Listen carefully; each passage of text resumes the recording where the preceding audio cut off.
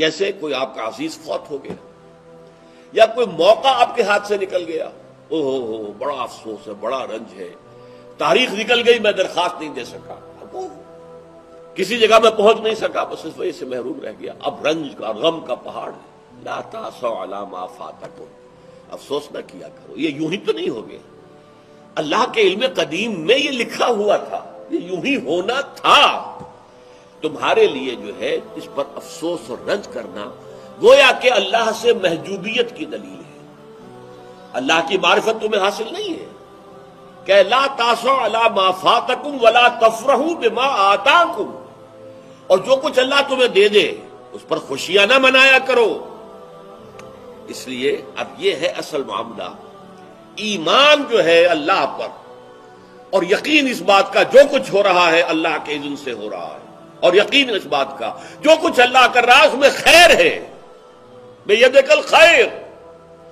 چاہے مجھے ایک بات ابھی ناگوار گزری ہے، مجھے تکلیف پہنچی ہے، اللہ کے اسکیم میں، the higher level scheme of things, divine scheme of things کے اندر اس میں کوئی نہ کوئی خیر ہے، تم جانتے نہیں ہو۔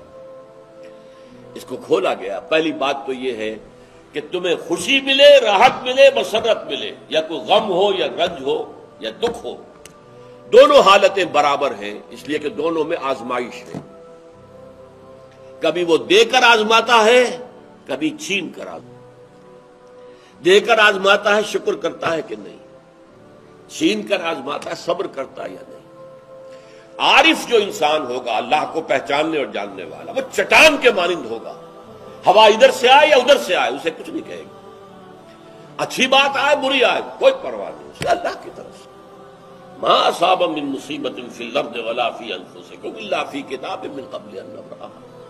یہ مضمون ہم بڑی تفصیل سے پڑھ چکے ہیں سورۃ تغابن میں، وہاں فرمایا تھا دوسرے رکوع کی پہلی آیت، ما اصاب من مصیبت الا باذن اللہ، کوئی مصیبت، کوئی تکلیف، کوئی پڑھنے والی نہیں پڑتی مگر اللہ کے اذن سے۔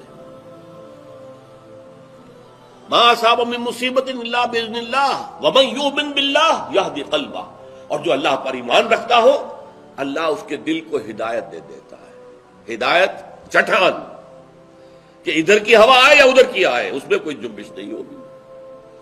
جتنا انسان دیکھیے، ایک ہوتا ہے فوری طور پر ایک ریفلیکس ایکشن کی حد تک متاثر ہو جانا، یہ تو ہوگا، آپ کا ہاتھ یہاں رکھا ہوا تھا، کسی چیز نے کاٹا، آپ کا ہاتھ فوراً جو ہے اٹھ کے آ جائے گا، اس میں آپ کے ارادے کو کوئی دخل نہیں، یہ ریفلیکس ایکشن ہے، آپ کی سوچ کو، آپ کے ارادے کو کوئی دخل نہیں۔ تو کسی خیر سے عارضی سا فوری سے ہی مسرت ہو جانا، اور کسی تکلیف سے عارضی سی فوری سی کوئی اس کا تاثر ہو جائے، یہ خلاف ایمان نہیں۔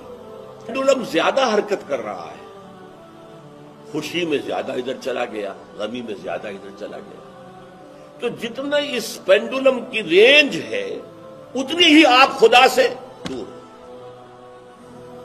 اصل تو وہ چٹان ہوگی کہ جو بالکل متاثر ہے، لیکن یہ کہ فوری سا تاثر یہ قابل معافی ہے، لیکن یہ زیادہ ادھر سے ادھر، ادھر سے ادھر، خوشی ہو گئی تو اترا رہے ہیں، پھولے نہیں سما رہے ہیں، پاؤں زمین پر نہیں پڑ رہے ہیں، اور اگر غم آ گیا ہے تو بالکل مایوس ہو کر بیٹھ گئے ہیں جھاگ کی طرح، کمر ہمت ٹوٹ گئی ہے، واویلا ہے، شیون ہے، فریاد ہے، ہاں اے فلک پیر جواں تھا ابھی عارف، کیا تیرا بگڑتا جو نہ مرتا کوئی دن اور، یہ فلک ناہنجار، یہ فلک کج رفتار، اس نے ہم پہ کیا کر دیا۔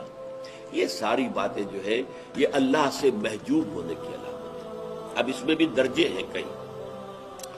دیکھیے، پہلی بات یہ ہے کہ خوشی والی بات ہو، غم والی بات ہو، دونوں برابر ہیں، کیونکہ یہ بھی آزمائش، وہ بھی آزمائش۔ یہ بات سورۃ الفجر میں کہی گئی بہت خوبصورت انداز میں۔ اللہ تعالیٰ نے انسان کی تھڑ دلے پن کی شکایت کرتے ہوئے، شکوہ کرتے ہوئے کہا فَأَمَّا الْإِنسَانُ إِذَا مَا ابْتَلَاهُ رَبُّهُ فَأَكْرَمَهُ وَنَعَمَهُ فَيَقُولُ رَبِّي أَكْرَمَنِ۔ اس انسان کا حال عجیب ہے جب اس کا رب اسے آزماتا ہے اور عزت دیتا ہے، نعمتیں دیتا ہے، تو کہتا ہے میرے رب نے مجھے بڑی عزت دے دی۔ وَأَمَّا إِذَا مَا ابْتَلَاهُ فَقَدَرَ عَلَيْهِ رِزْقَهُ، اور جب اللہ آزماتا ہے اسے اور اس کی روزی تنگ کر دیتا ہے، فَيَقُولُ رَبِّي أَهَانَنِ، یہ کہتا ہے رب نے مجھے ذلیل کر دیا، کلا ہرگز نہیں۔ اب یہاں دیکھیے، سوچئے اس نے کیا غلط بات کہی؟ عزت دی تو اللہ نے دی اور ذلت آئی تو اللہ کی طرف منسوب کر رہا ہے۔ اس نے کسی بت، کسی دیوی، کسی دیوتا کا ذکر تو نہیں کیا نا، وہ مشرک تو نہیں ہے، پھر کیوں اس میں تنقید کیوں ہو رہی ہے؟ فَأَمَّا الْإِنسَانُ إِذَا مَا ابْتَلَاهُ رَبُّهُ فَأَكْرَمَهُ وَنَعَمَهُ فَيَقُولُ رَبِّي أَكْرَمَنِ وَأَمَّا إِذَا مَا ابْتَلَاهُ فَقَدَرَ عَلَيْهِ رِزْقَهُ فَيَقُولُ رَبِّي أَهَانَنِ كَلَّا نہیں۔ کیا مطلب؟ یہ دونوں ابتلاءات ہیں، وہ بھی ابتلا ہے، یہ بھی ابتلا ہے۔ وہ چھین کر بھی آزما رہا ہے، دے کر بھی آزما رہا ہے۔ یہ تو آزمائش ہے، دونوں برابر ہیں۔ لیکن اس سے اگلا مرحلہ اور ہے۔ عام طور پر ہم یہ سمجھتے ہیں کہ تکلیف والی آزمائش سخت ہے اور خوشی اور مسرت اور نعمتوں والی آزمائش جو ہے یہ ہلکی آزمائش ہے، آسان ہے۔ معاملہ اس کے برعکس ہے۔ تکلیف میں ہوں گے اللہ کو یاد کریں گے، پکاریں گے، دعائیں کریں گے، اور اگر نعمتیں ہوں گی غافل ہو جائیں گے، بھول جائیں گے۔ کون سا امتحان زیادہ سخت ہوا نتیجے کے اعتبار سے؟ تکلیف والا امتحان زیادہ سخت نہیں ہے۔ مسرت، کثرت ہر شے کی، یہ چیز زیادہ نقصان دہ ہے، زیادہ بڑا امتحان ہے۔ دین کی بات پھیلانا صدقہ جاریہ ہے۔ ثواب کی نیت سے ویڈیو کو شیئر ضرور کیجیے۔ جزاک اللہ۔